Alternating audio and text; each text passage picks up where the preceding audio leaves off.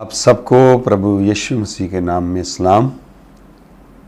हम परमेश्वर का धन्यवाद देते हैं जो हमें बनाने वाला है, जिसने अपनी आत्मा से हमें भरकर इस संसार में इस्तेमाल करने की सामर्थ्य दी है।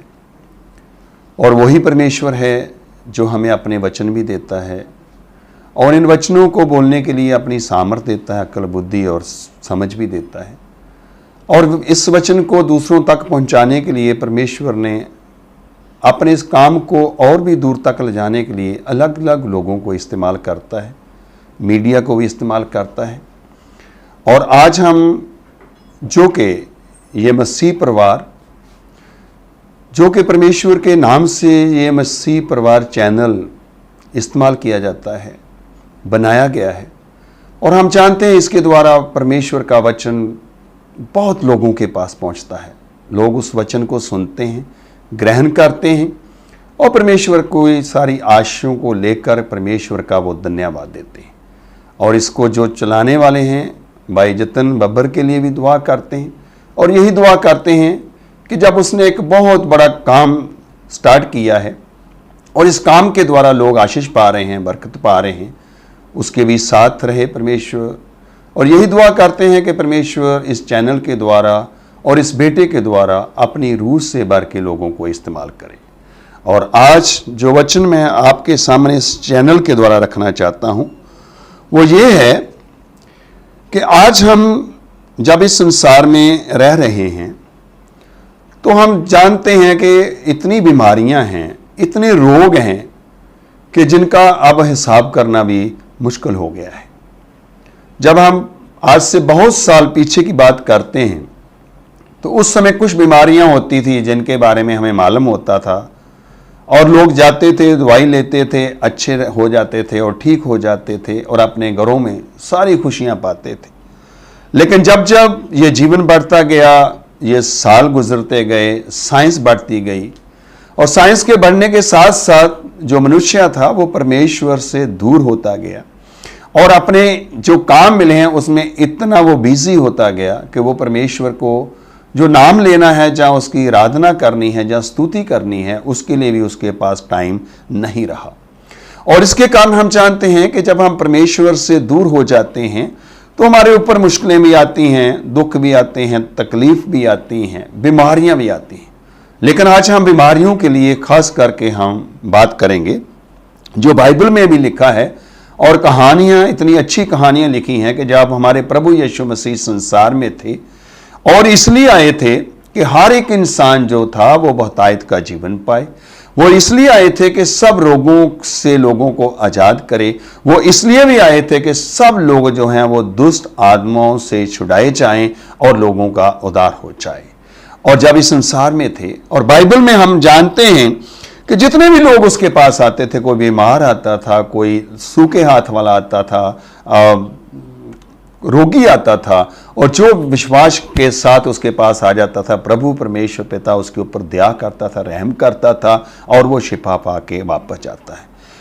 उस समय हॉस्पिटल भी इतने नहीं थे, आज हमारे पास हॉस्पिटल भी हैं, लेकिन फिर भी जो बीमारियां हैं हमारा पीछा नहीं छोड़ रही हैं, हमारे जीवनों से नहीं जा रही हैं। उसका एक ही कारण है कि हम परमेश्वर से सच्चे दिल से मांगते नहीं हैं। जब हम बाइबल में पढ़ते हैं लूका की इंजील, उसका जब हम 5 बाब पढ़ते हैं उसकी 12 आयत से जब आगे पढ़ते हैं, लिखा है, जब वह किसी नगर में था तो वहां कोढ़ से भरा हुआ एक मनुष्य आया और वह यीशु को देखकर मुंह के बल गिरा और विनती की, हे प्रभु, यदि तू चाहे तो मुझे शुद्ध कर सकता है।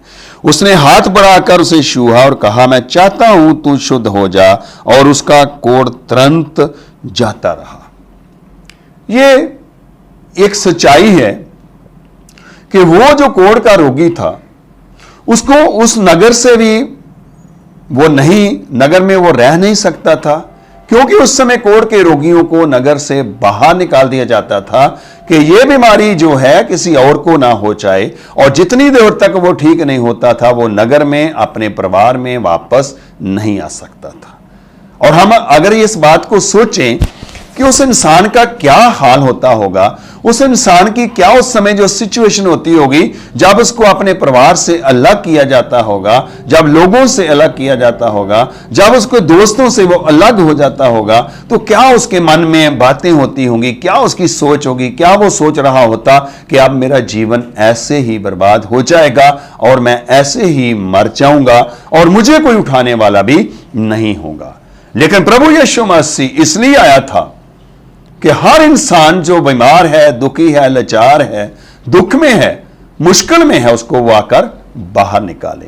और ये जो मनुष्य जिसको के बहुत ही ज्यादा जो कोढ़ था, ये प्रभु यीशु मसीह को आते हुए देखता है, और जब आते हुए देखता है तो ये प्रभु यीशु मसीह के पास जाता है, जबकि उस समय कोढ़ी कभी किसी के पास नहीं आ सकता था। लेकिन ये आता है और आकर के ये विनती करता है, और विनती करने से पहले ये क्या करता है, आज हमें इसके साथ कंपैरिजन करने की जरूरत है।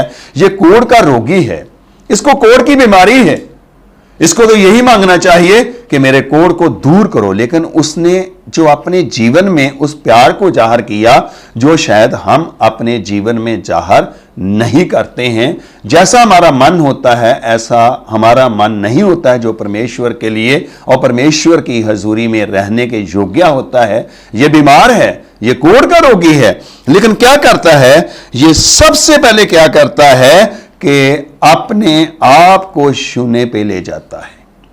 ये प्रभु यीशु मसीह के सामने घुटनों के बल हो जाता है, गिर जाता है, और गिर के अपने हाथों को उठाता है और हाथों को जोड़ता है और प्रभु यीशु मसीह की तरफ देखता है और कहता है, हे प्रभु, यदि तू चाहे तो मुझे शुद्ध कर सकता है।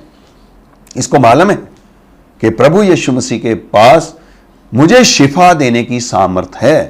प्रभु यीशु मसीह के पास इस कोढ़ को दूर करने की सामर्थ है। इसके पास परमेश्वर ने अपने बेटे प्रभु यीशु को जो अधिकार दिया है, अगर वो इस अधिकार को इस्तेमाल करेगा तो मैं आज अच्छा हो जाऊंगा और मैं सब इंसानों में रहने पाऊंगा, और जो टूटा हुआ रिश्ता है वो मेरा परिवार के साथ, मेरे गांव वाले के साथ, लोगों के साथ दोबारा जुड़ जाएगा। लेकिन उसके आने का जो तरीका है उससे शायद हम दूर हो जाते हैं, क्योंकि हम जिस संसार में रहते हैं हमारे मन हमेशा अपने लिए सोचते हैं, अपनी बातों के लिए सोचते हैं, इगोइस्ट हो जाते हैं, हम किसी के सामने झुकना नहीं चाहते हैं। लेकिन ये क्या करता है, ये आता है और प्रभु यीशु मसीह के सामने झुकता है और विनती करता है और कहता है, हे प्रभु, हे परमेश्वर पिता, हे परमेश्वर के इकलौते बेटे, मैंने तेरे बारे में सुना है कि जो तेरे पास आता है वो चंगाई पाके जाता है, और मुझे मालूम है कि अगर तू मुझे भी शिफा देने की सामर्थ रखता, अगर तू बोलेगा, अपने मुंह से कहेगा, मुझे छुएगा, तो मैं ठीक हो जाऊंगा। और जब इसने बड़ी नम्रता के साथ अपने मन को परमेश्वर के सामने रखा और परमेश्वर से मांगा, और इसकी बात को सुन करके प्रभु यीशु मसीह का मन प्यार से भर गया। जब उसका मन प्यार से भर गया तो प्रभु यीशु मसीह ने क्या किया, उसके ऊपर हाथ अपना बढ़ाया, क्योंकि वो बैठा हुआ था, वो विनती कर रहा था, प्रभु यीशु की ओर देख रहा था, वो ताक रहा था, और प्रभु यीशु मसीह ने अपना हाथ बढ़ाया। और हम जानते हैं प्रभु यीशु मसीह के हाथों में वो सामर्थ है, उसके वस्त्रों में वो सामर्थ थी।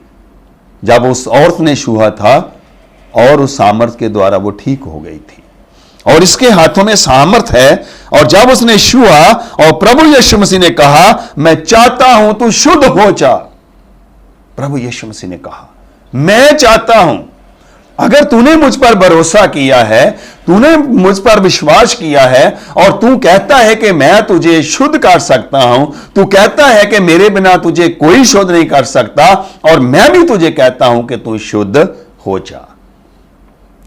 और वचन कहता है कि उसका कोढ़ उसी समय जाता रहा। आज हमें भी परमेश्वर की हुजूरी में रह करके अपने आप को परमेश्वर के सामने लेकर आए। ये बीमारियां जितनी हैं, शुगर है, अस्थमा है, ये वायरस भी है, ये कैंसर की बीमारी है, गले की प्रॉब्लम है, जोड़ों का दर्द है, जितनी भी प्रॉब्लम्स हैं परमेश्वर जानता है।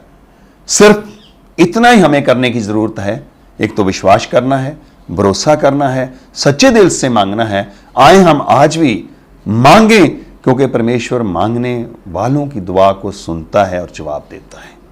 जैसे उसने कोढ़ के रोगी को अच्छा कर दिया, उसी समय कोढ़ का रोगी अच्छा हो गया। आज जब हम भी प्रभु यीशु से मांगेंगे तो हमारा उसी समय जितनी बीमारियां हमारे जीवन से बाहर चली जाएंगी, हम नरोए हो जाएंगे, अच्छे हो जाएंगे और परमेश्वर की महिमा के लिए इस्तेमाल हो जाएंगे। परमेश्वर इन वचनों के द्वारा आप सबको आशीष और बरकत दे। आमीन। आइए हम दुआ करें। प्रभु परमेश्वर पिता, तेरा धन्यवाद देते हैं इस वचन के द्वारा जो तूने हमसे बातचीत की है। इस वचन के द्वारा हमसे और भी बातचीत करना, हमारे सब रोगों को दूर करना, हमारी सारी बीमारियों से हमें आजाद करके एक नया जीवन देके, आशीष वाला जीवन देके इस्तेमाल करना। ये सब तेरे बेटे खुदा यीशु मसीह के नाम से मांगते हैं। आमीन।